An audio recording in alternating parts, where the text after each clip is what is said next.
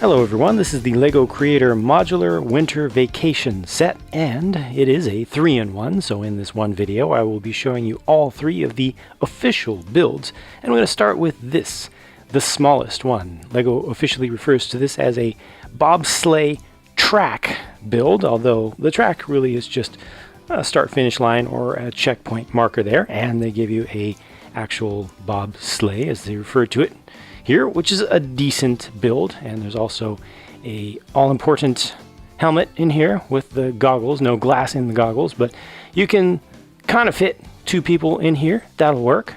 Actually, no, you can fit 2 people just fine with a little bit of extra space. Perhaps if you had a third figure, you could even have one standing up. There is only one helmet for the 2 though, so one of them is going to be a little bit in danger.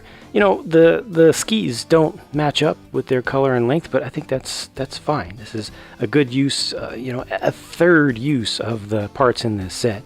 The gate there, I think, is just fine for what it is. Certainly you want to go this way because they've got the little ramp on this side, and the lights are up here. You can actually angle those so that the people actually run in the course. You can see it a little bit better. It's just on a ball joint.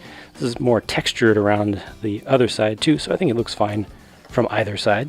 And then this main structure build here can be whatever you want it to be. You can see it as a cabin, you can see it as a small store, or you can see it as like timing and scoring for the race that's actually going on. So, however you choose to use it, I think that it's a nice small structure. I appreciate the fact that it's elevated up like that. Looks a little different from what we usually get from creator builds. Just a slightly different foundation. And I think the snow bank on the side is done pretty well too. It's fairly solid and has a little bit of texture. It's not just completely smooth and plain and boring. That's pretty cool. And just the interior is as simple as it gets. You can rotate this chair around because it's on top of a 2x2 jumper there, and just the smallest table. The person can sit there and look out the window. Looks like they've got a thermos here, probably has some soup in it or something, and then just the all-important, almost always present coffee mug. Could have hot cocoa in it. And this is a medium azure colored door. That's just it for this one. This one is called Yeti Surprise, and it looks like it includes more of a complete cabin build, but in the official description for this set, LEGO actually refers to that as a toilet cabin. It's just a very large and very luxurious, at least from the outside, outhouse, and it uses the little modular build system that they've introduced about a year ago that they first started using this. So each of these outer sections can actually be replaced. So those can be pulled out. I'll show you that in just a second. They also have just a little tree build off to the side here. And it also comes with the Yeti. We'll have to look at that independently. It has a little bit of a Mixels kind of look to it. Got a little fire over here. And yeah, just giving you a look at it from the outside. The interior, there's not much in it because it's supposed to be just an outhouse. You can easily take the roof off though. That's good. Lets you, get some light in there, and also helps you to pose figures if you want to have your figure set up in a particular way. And yeah, there's just a toilet there. And like I said, this does use the modular system that allows you to take some of these things out. So let me go ahead and pull off this side here. And as it turns out, you can also take all this out. So that's an easier way to look at that. Oops. Hasn't flushed yet. That's kind of funny for them to actually do in an official set. But there's that module. And then the final module. Wait, there we go. This is just on that. Final module is just the door section, and that comes out. So basically you can just place those wherever you want, or arrange them however you want around this little frame that has just the 3 spots on there. You could also put a plate or a modified tile thing on this side to help attach something else. You'll end up with gaps on the sides perhaps, but different ways you can do things. But that's just that. The main idea here is really not, I think, to rearrange these 3 sections within this build. I think it's more that if you get another modular build, another modular building set from this series, whether it's the same one again or another one, then you can use any of these pieces with those to start, customizing things out a little bit more on your own. The Yeti itself is possibly the highlight of this build though, because it's something different and it's funny, has a lot of character. Giant head that's mostly mouth, very posable. I mean, the arms only go up and down, but has ball joints for the legs, so you can, make it look interesting, make it look like it's moving. The head also opens and closes, just a bit, mostly going back. But you do have a limitation of these joints in the legs. You can't really make them go forward and back very much, but you can still play around with it and figure out funny ways to set it up. Just a funny looking thing, something different to have in a minifig scaled set that actually comes with minifigs as well, and it works really well with this scared face, you can be running away. Another thing you could do, I guess, with that modular system is have the Yeti come up out of nowhere and just pull one of the walls out, possibly the one with the toilet with this guy at it, and kind of add to the fright of the whole scene. Aha! Wow.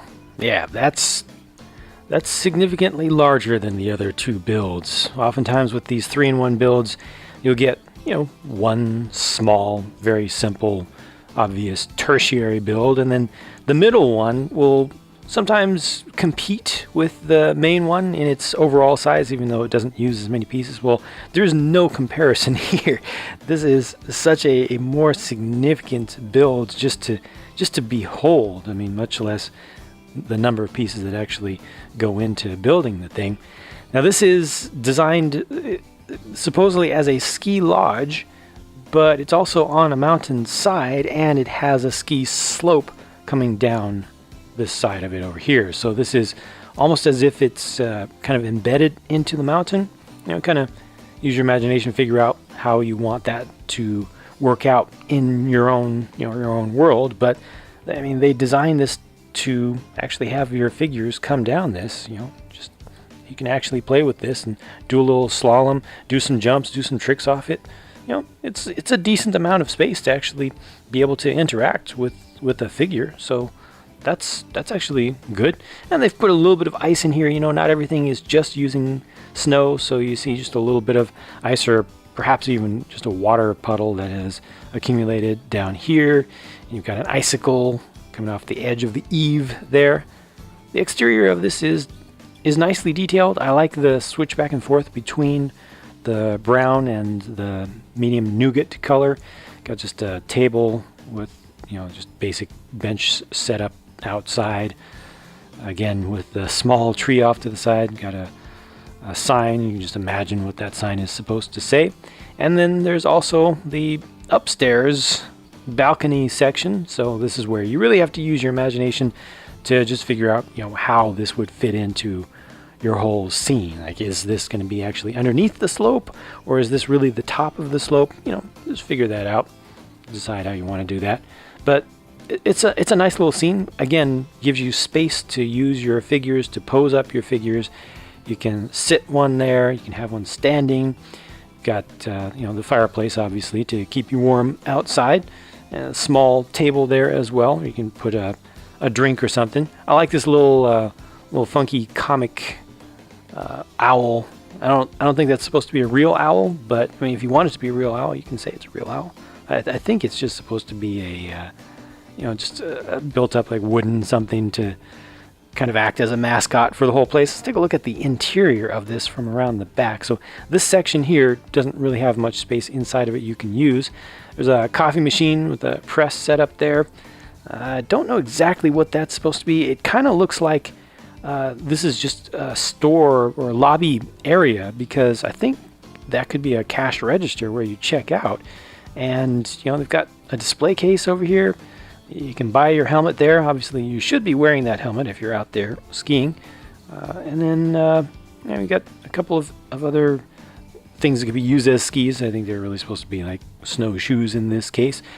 So not really any living space or staying space is included here. And I think that's the one thing that's a little bit off. You have this balcony, but I personally would have preferred to see something in this build for people who are actually staying around here and using this as a vacation destination. So it becomes a little bit more of a commercial thing as opposed to a temporary residence.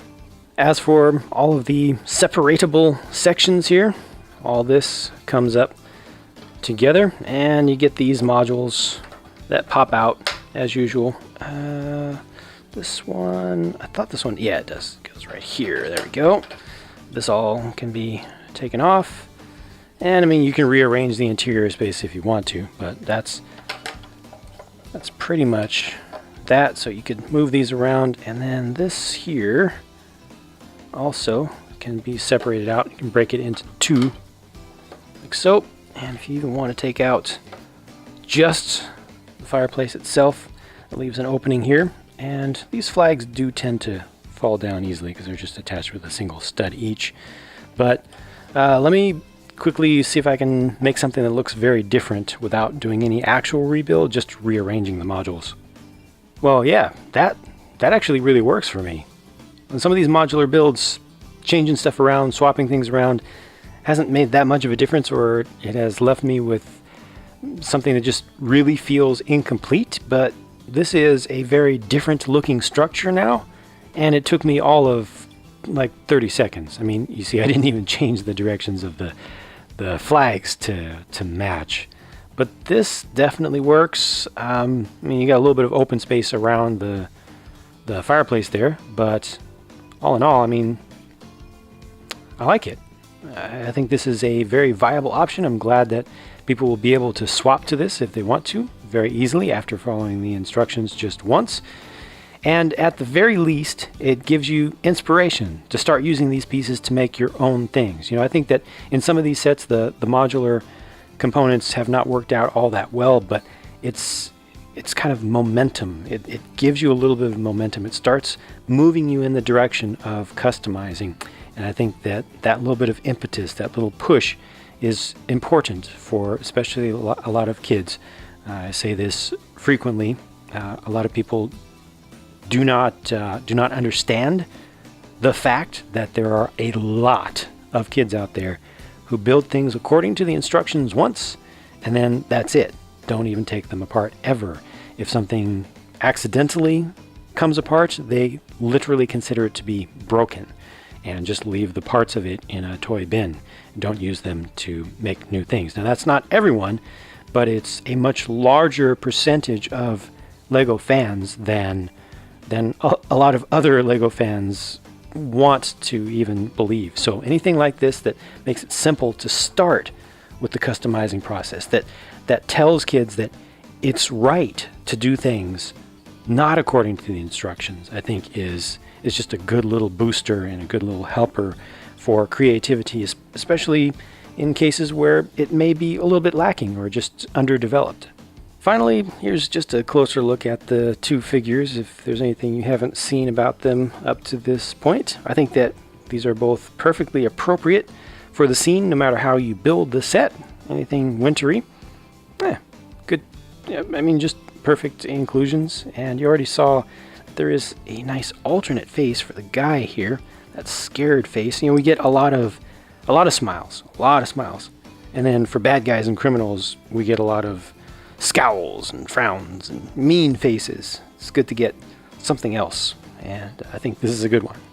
So I've enjoyed having a look at this set. Certainly my favorite things are the success, for once, of the modular system on the main build, and the Yeti, just because it's so different. But I do like both of these builds in their own ways. I like the foundation for this one, and you know, this one's fairly complete as well. Maybe not on the inside, but looks good from most angles. So yeah, I think this is a pretty successful set, and possibly one of the better uses of the modular system to date. Hope you've enjoyed this review as well, and that I've shown you everything you wanted to see about this set. Thank you very much for watching, and I'll talk to you again soon.